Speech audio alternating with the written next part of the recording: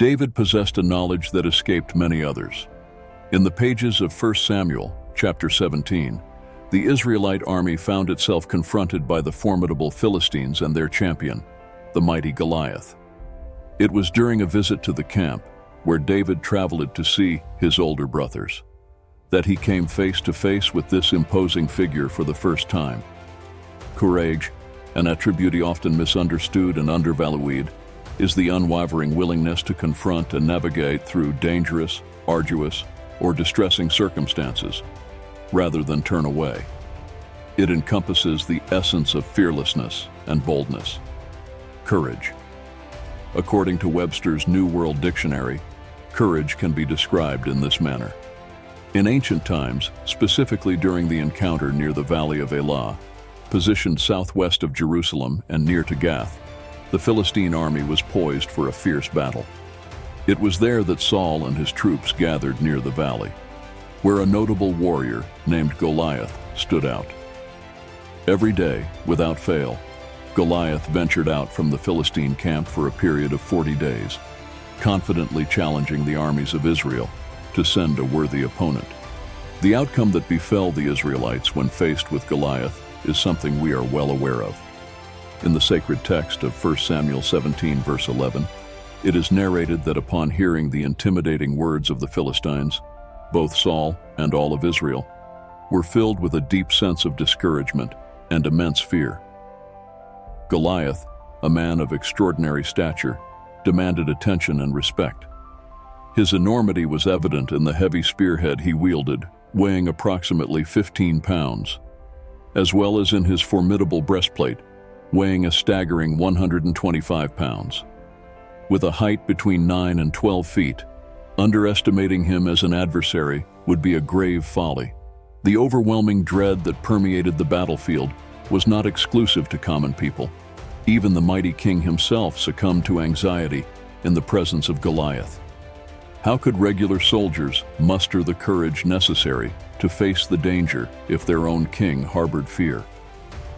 In one specific instance, while David delivered provisions to his 3 older brothers stationed at the front lines, he noticed the scornful remarks of the giant and witnessed the discomfort reflected in the faces of his Hebrew warrior companions.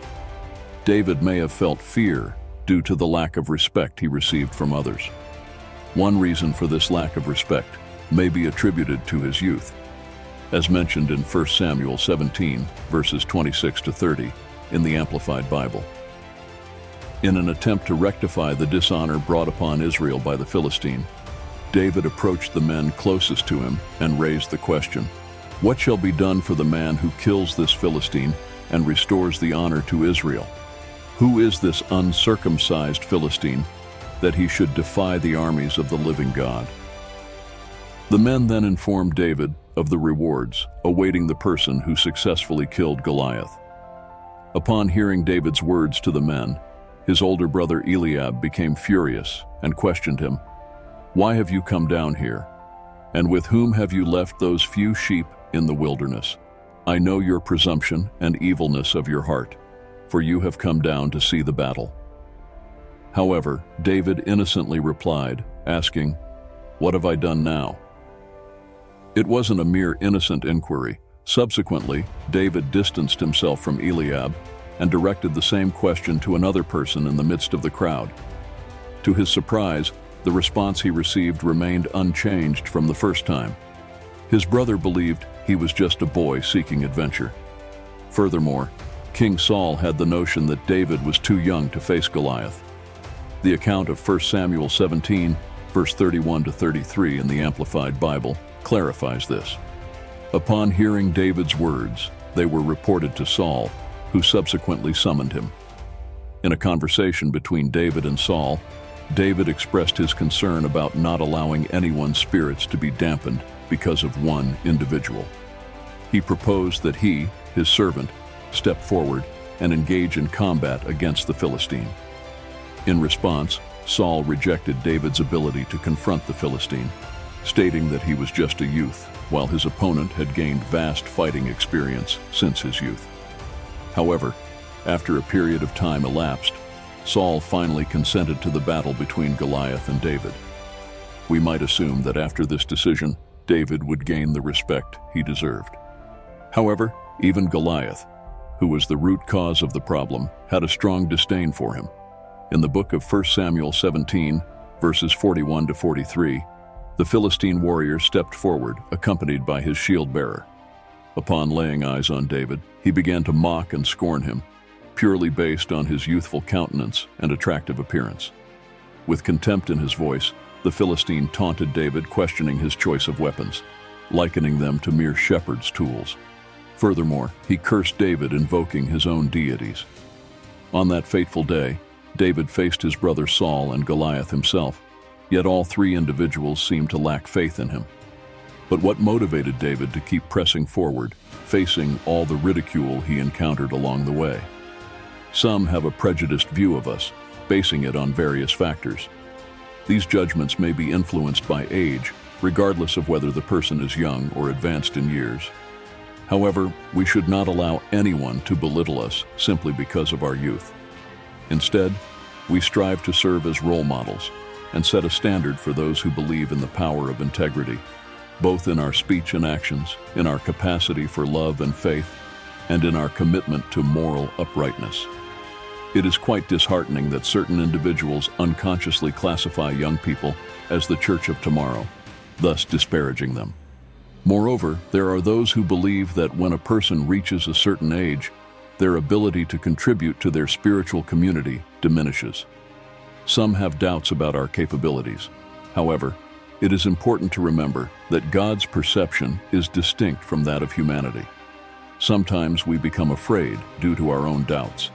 Sometimes we resemble the ancient Israelites when they received distressing news about the land of Canaan from the 10 spies. As we contemplated the Nephilim, the descendants of Anak, we couldn't help but feel like insignificant grasshoppers in our own perception, and undoubtedly in theirs too. This biblical passage from Numbers 13, verse 33, raises an intriguing question. Why didn't David succumb to fear before Goliath, when even the formidable army of Israel, led by Saul himself, trembled in terror? One reason may be attributed to David's unwavering confidence in the living and true God, as observed in 1 Samuel 17, verse 26 of the Amplified Bible. David, with a resolute countenance, turned to his comrades nearby, asking, "Please tell me, what will be done for the brave soul who dares to kill this audacious Philistine, and thus wipe away the stain of his insolence upon our beloved Israel? I beseech you, who is this uncircumcised adversary who dares to mock and challenge the formidable armies of the Almighty God?" While others among the warriors were concerned with thoughts of perilous combat or visions of coveted spoils awaiting them, it seemed that only David harbored deep concern for the sanctity of his God's honor and the tarnished reputation of his nation. This unequivocally illustrates that David was a man who resonated deeply with the desires of God. He had genuine concerns about matters that held significance in the eyes of God. He perceived the challenge through spiritual lenses, rather than being influenced by materialistic or base desires. While the people of Israel referred to him as this man, David identified him as this uncircumcised Philistine. When the men of Israel asserted that he had come to challenge their nation, David boldly declared that he was challenging the armies of the living God. In contrast to those who merely spoke of killing Goliath, David asserted that whoever killed this Philistine and eradicated the shame of Israel would be considered a true hero. David perceived the world through the lens of divine wisdom, while the men of Israel were limited to their earthly understanding. This contrast is evident even in the confrontation with Goliath. The Philistine mocked David, threatening to offer his body as a feast for birds and beasts. In response, David declared that while Goliath wielded formidable weapons, he himself approached the battle in the name of the Lord Almighty, the God of the armies of Israel, whom Goliath had defied. On this day, the Almighty will guide him to victory. I will bring him down with my own hands, cut off his head, and offer the corpses of the Philistine army to be devoured by the birds of the sky and the creatures of the earth. This act will ensure that all humanity recognizes the existence of a divine being in Israel. In the vast expanse of the high hills surrounding the valley of Elah, one can visualize Goliath's thunderous voice resonating. Such a sound instilled dread not only in the hearts of the Israelite soldiers, but perhaps also in some Philistine soldiers. And then came David's response, his teenage voice, perhaps even a voice in transition.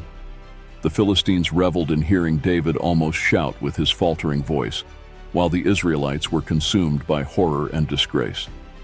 David boldly declares, "You come to me armed with sword, spear, and javelin, but I come to you in the name of the Lord of hosts, the mighty God who commands the armies of Israel, whom you have defied."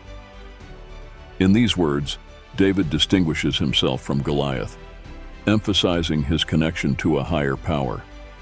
When he proclaims, "I come to you in the name of the Lord of hosts," David means that he acts as a representative of the Almighty Lord, who has celestial legions at his disposal. He is not just an ordinary man, rather, he is a chosen individual, entrusted with a divine mission. As we delve deeper into the passage, our eyes rest on the profound words, "Today the divine force will place you safely within my reach." At this crucial moment, David's self-assurance begins to bloom and flourish. Instructing Saul to kill Goliath is a task of its own. However, there is a stark contrast between informing Goliath about his impending death and boldly declaring that the Lord will execute him this very day, accompanied by the phrase, "I will strike you down and cut off your head." This statement contains a vivid and impactful quality. David took immense care to specify, "The Lord will deliver you into my hands." His bravery stemmed from his unwavering confidence in the divine. David had a deep understanding that the Lord was the one in control of the conflict. This whole incident brought him great renown and made him famous. However, it is important to note that the motivation behind his actions was not driven by personal gain. Instead, David's actions were guided by his sincere desire to honor and glorify the Lord, rather than seek recognition for himself. His ultimate goal was to spread a powerful message that resonated with everyone. The presence of divinity in Israel must be acknowledged and revered by all. In this respect, we can once again observe David's remarkable humility. Instead of asserting, "He will deliver you into my hands," he acknowledges that it is not about him, but the greater power at work. David is fully aware that the battle he engaged in was not just his own, but a unified effort representing all of Israel. If his fellow warriors did not have faith in the Lord, David would stand as their unwavering source of confidence. We find strength in our unwavering belief in God, allowing us to stand firm against the influence of evil and its seductions. 1 John 5, verse 4, Amplified Bible. Another reason why David possessed courage was due to his confidence in previous encounters where God protected him. This was how David reacted when Saul questioned his abilities. 1 Samuel 17, verses 34 to 37, Amplified Bible. David recounted to Saul his experience of tending his father's sheep. He bravely faced the daunting presence of a lion and a bear, which sought to snatch a defenseless lamb from the flock. Without hesitation, David pursued the predator, engaging in a fierce battle to free the captured lamb from its claws. In a remarkable display of strength and determination, David emerged victorious, seizing the lion by its mane and ultimately ending its life. Not content with just one triumph, he also defeated the bear in a similar manner. Thus, David proudly declared that he was responsible for eliminating both formidable adversaries, and this uncircumcised Philistine will be like one of them, for he has taunted and dared to defy the armies of the living God. The Almighty, who delivered me from the paw of the lion and the paw of the bear, will certainly deliver me from the hand of this Philistine. Saul, in a commanding tone, instructed David to proceed on his journey, expressing hope for divine guidance. In his observation, Saul seemed to suggest that his vast experience as a soldier surpassed mere existence than David's. The underlying notion is, how could one triumph against such a formidable opponent?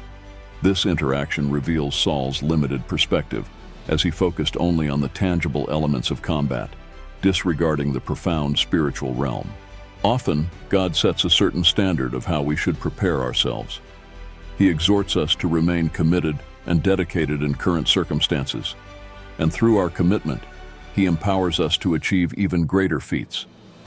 If David had chosen to retreat when faced with the lion or the bear, he would not have been adequately prepared to face Goliath. However, as he demonstrated his reliability at that time, we can be sure of his reliability now. As the story unfolds, David becomes bolder and bolder. Initially, he merely suggested that it was right to face Goliath for a noble reason. Then, he boldly declared that he himself would face Goliath in combat. Now, his audacity reached new heights by proclaiming his intention not only to fight, but to actually kill Goliath. It is remarkable to think that David had no inkling that his experiences as a shepherd fighting lions and bears were preparing him for this crucial encounter with a giant. Often, we fail to recognize the divine purpose behind our own preparations. Yet, David can find solace in knowing that the Lord has always taken care of him and will continue to do so. David understood the deep connection between the assistance granted to him by God in times past and the assurance it provides of future divine help. Saul also possessed this insight. The unwavering faith Saul nurtured in God was a direct result of the unwavering support he received from the Almighty. In previous encounters, as conveyed in 2 Timothy 4, verses 16 to 18, Amplified Biblia. When I found myself in a state of adversity during my initial trial, there was absence of support and companionship. All deserted me. Yet I pray that this abandonment not be held against them in the eyes of God. Nevertheless, I found solace in the presence of the Lord, who gave me strength and granted me the power to effectively convey the message of the gospel. It was through my efforts that the message reached its full potential, resonating with all the Gentiles fortunate enough to hear it. Moreover, I was miraculously saved from imminent danger, akin to being delivered from the mouth of a lion. In difficult times, the Almighty will come to my aid and shield me from all evil. He will guide me on a path that leads to His celestial kingdom. Let us give eternal praise and honor to Him. Amen. David, at a moment when it would have been easy to flee, remained resolute. He did not shrink back from the towering warrior looming over him, a man of immense stature and strength. It is crucial that we stand firm in the face of malevolence and depravity, even when our instinct is to escape. As written in Ephesians 6, verse 13 of the Amplified Bible, we are advised to put on the full armor of God. This will enable us to effectively oppose and maintain our position in times of adversity and danger. Furthermore, having done all that the crisis demands of us, we must stand firm, fully equipped and resolute, unyielding to any disturbances that may arise. In doing so, we emerge triumphant. In the ancient story of 1 Samuel 17, verses 48 to 51, David emerged victorious against all odds. When the formidable Philistine rose to face him, David ran boldly toward the battlefield. With swift precision, he rummaged through his bag and withdrew a humble stone. Skillfully hurling it from his sling, the stone struck its mark, hitting the Philistine squarely in the forehead. The force of the impact caused the stone to pierce his skull, causing him to fall face down on the ground. Thus, with nothing more than a simple sling and a singular stone, David achieved triumph over his mighty foe, decisively felling him. However, David found himself without a sword in hand. In response, he quickly acted and fled the scene. Determined to prevail, he swiftly seized the Philistine, swiftly extracting his mighty weapon from its protective sheath. With great skill and precision, David dealt a fatal blow, severing his opponent's head. Upon witnessing the death of their formidable warrior, the Philistines quickly retreated as the conflict came to an end. Surprisingly, it was David who emerged triumphant, not the mighty Goliath. This remarkable feat instills in us an unwavering belief that if we navigate life with unwavering faith, God will guide us to victory. Romans 8, verse 31. Consequently, we must contemplate how to deal with these circumstances. After all, if God is for us, who can be against us? 1 Corinthians 15, verse 57. Furthermore, it is written, "But we give thanks to God, who always leads us triumphantly as captives in Christ Jesus."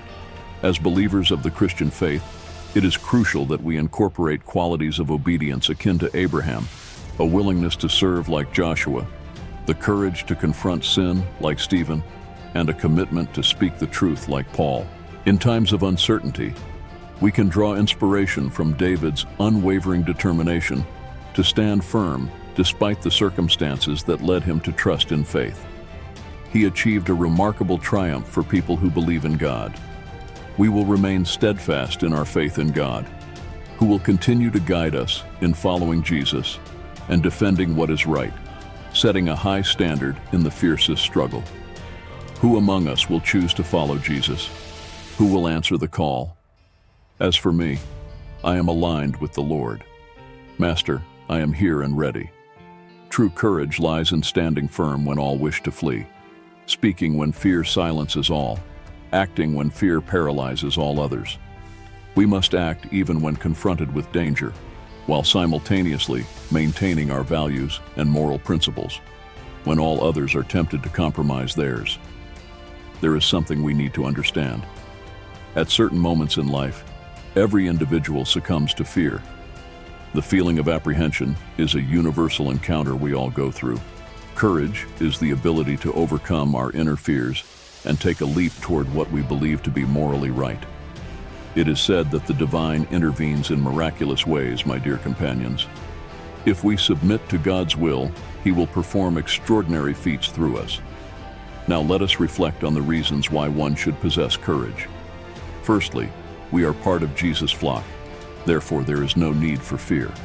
Secondly, our Almighty will ensure that justice prevails for Him.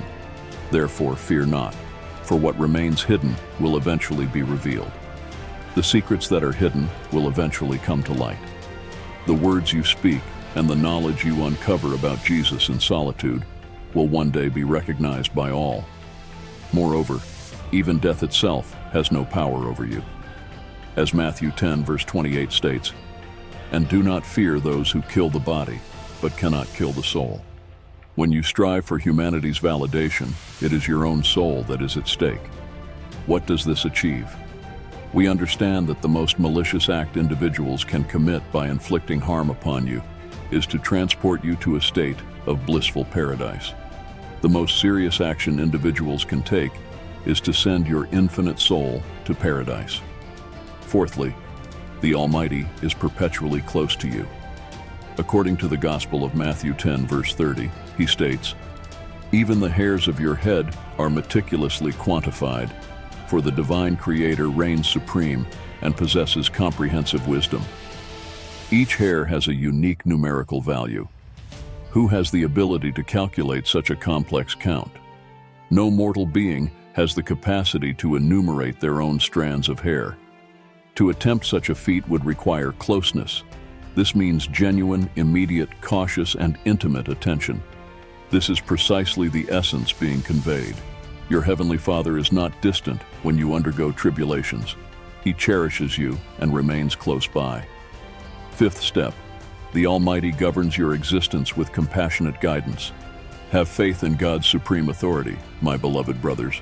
Sixth step, Paul's admonitions. As you delve into the sacred scriptures, especially when reading Paul's instructions to his protege Timothy, it becomes evident why courage is indispensable. Many of us often long for validation and inclusion from our peers. We have not yet matured to embrace our own identity within the kingdom of Christ. Whenever you receive a disapproving glance, a roll of the eyes, a sneer, or a critical comment, the feeling of defeat takes over you to such an extent that you instinctively refrain from discussing challenging subjects that may lead to rejection. My fervent wish is that you perceive Christ as extraordinarily magnificent, to the point where your smile has immeasurable value, surpassing the impact of 10,000 scowls. I sincerely hope that you understand the origin and deep essence of the courage needed to voice your thoughts regarding this specific situation. For the desire to hear pleasant things, people will accumulate for themselves teachers according to their own desires, and if they refuse to listen to the truth, they will resort to myths and human fables, accepting the unacceptable. 2 Timothy 4, verses 3 and 4 in the Amplified Bible warns that the time will come when people will not endure sound doctrine. The seventh point to consider is the presence of another reason, besides Paul's advice to Timothy, that underpins my belief in the significance of this message about courage. This reason pertains to the current era we find ourselves in. It can be summarized by the phrase, "brave we are." As Matthew 10, verse 27 states, "What I reveal to you in secret, proclaim boldly in broad daylight, and what is whispered in your ear, proclaim from the rooftops." The purpose of this verse is to encourage you to speak up. Do not succumb to prevailing attitudes and be timid. Show courage. The emphasis on bravery is essential in a society where there is immense pressure to conform. Standing firm in our beliefs and principles, especially when we encounter opposition or disdain, serves as a compelling testimony of our unwavering faith in God and His eternal truth. Following the crowd may seem easy, but it truly requires genuine courage and unwavering belief to remain steadfast when others scatter or fall silent. The call to embrace courage extends beyond grand circumstances, encompassing even our mundane existence in the workplace, educational institutions, and social gatherings. In our journey through life, we are often confronted with bewildering forks in the road that challenge both our courage and our moral principles. The arduous task of selecting the right course of action, of not succumbing to falsehoods, of standing up for those who have been treated unjustly, and of upholding our integrity even when it hurts us, constitutes true demonstrations of valor. The story of David and Goliath serves as a poignant reminder that at times, we are called to face formidable adversaries who stand out in our personal narratives. There are challenges that seem insurmountable.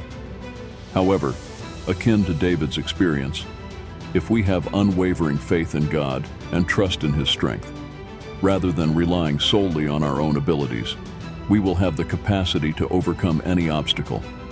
This does not imply that fear will be absent, but it indicates that we will refuse to allow fear to immobilize us or prevent us from doing what is right. Let us bear in mind that true bravery does not come from within ourselves, but from our connection with God. It is He who supports us, guides us, and gives us the ability to face life's obstacles with assurance and optimism. By placing our trust in God and allowing Him to guide us, we discover an infinite reservoir of courage and fortitude to confront any circumstance. The story of David and Goliath reminds us that with God's support, we can overcome any formidable obstacle. God exhorts us to be brave, not relying on our own power, but on the strength He grants us. By embracing this reality, we receive the ability to lead a life filled with courage and determination, regardless of the trials that arise in our path.